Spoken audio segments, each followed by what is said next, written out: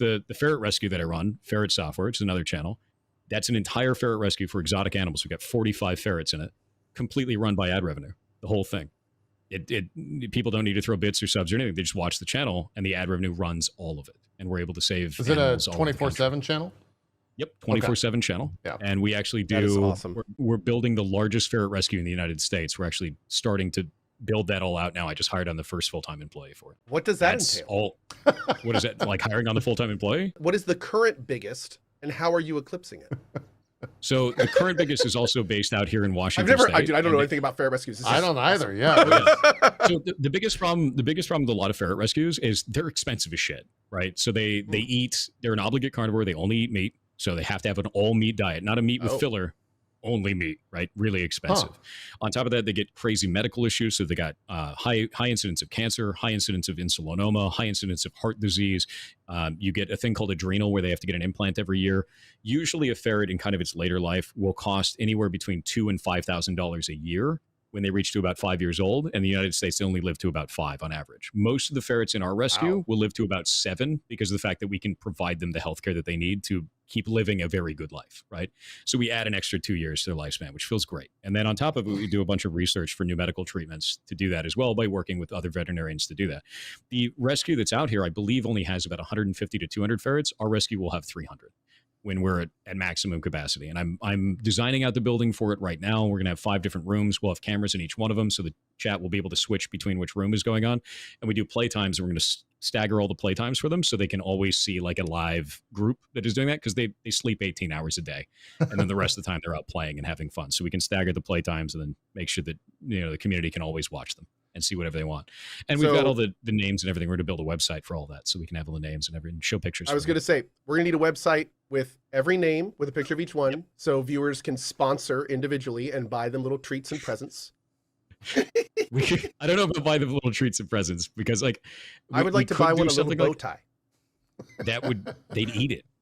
I'm going to be honest. It could be a meat bow tie though. It'd be fun for a few minutes. Feed them a meat bow tie. That would be true. Yeah. They're small. They're like little goblins, dude. Like I have so many videos of them like escaping stuff or like stealing socks. Like one of the things that ferrets love to do is they group up into like a pack, like hyenas, and they're like, oh, he's paying attention to his keys.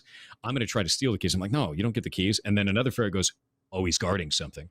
And then they'll go over and they'll like bite your foot. And you're like, what the hell are you doing? While another one steals the keys, and then they all jump away laughing at you. It's great. They're little pack animals. It's fantastic. Like chat. Yeah. Yeah, it's exactly like chat.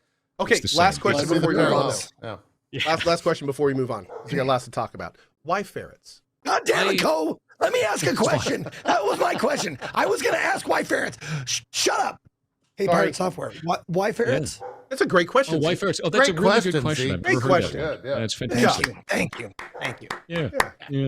I grew up in California where they're illegal. So California and Hawaii are the only 2 states in the United States where you can't own a ferret. And I always thought they were really cool because I'm a hacker, and ferrets are kind of like nature's little hacker. They love getting into stuff. They have very little fear. They're just, they want to go. And I always thought that was really cool. And when I moved up to Washington, I adopted 2 from University of Washington, which is a laboratory, right? So the males are part of medical testing, and then they are put to death at the end of a year. It's awful, but that is very common for ferrets. And then the females are used in breeding programs and then given away as pets or killed. So the option is you get them or they kill them, right? So that's welcome to laboratory science. It's horrible. But so we took these 2 ferrets, and one of them was named Loki, one's named Snails. And Snails died at about 4 years. She died of a heart condition. And I was really messed up about this. And I was like, man, like I got my first ferrets, and like one of them died, and it just felt awful. You know, it's a death of one of your family members kind of a thing, because it's your pet, right? And then I realized, I was like, no, man, I added 3 years. That was a plus 3 year lifespan. She wouldn't have lived. If I hadn't intervened, she'd already be gone, and she wouldn't have had any of the friends that she had or other ferrets that we had or any of that. That never would have happened. And I was like, what if I do that more? And then it changed from like an idea of I could do this to this is happening. And then chat was like, I want to see the ferrets. And I was like, okay, we're putting the ferrets on stream. And then we did it on stream, and it became an affiliate channel really fast. And then the ad revenue poured in. I was like, that pays for all of the ferrets. Like, what the hell is going on? And then Twitch demonetized us. Which is like, what the hell is going on? So Twitch has what did you do wrong? Flags. Yeah. No, Twitch has anti-fraud flags, and they thought that I was like ad botting.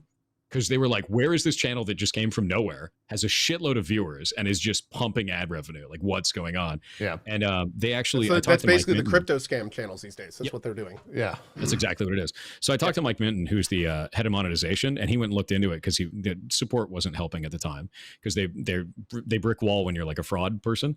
And they looked into it and they're like, oh, we don't have any checks in place for if your main account is a partnered account. So now they check for that first. They're like, oh, are you bringing like viewership over from your primary account? And this won't happen for anyone else again, which is really, so we fixed the problem, which is cool. But like, that is kind of how all of this started. Yeah. Yeah. Yeah. Nice. Very cool. Very cool. That's Mike's awesome. Yeah. Yeah. Mike is great. We've Mike Minton? had him on the show. We've had him on the show. Good guy. Yep. Yeah. Good guy. He's super good. Yeah.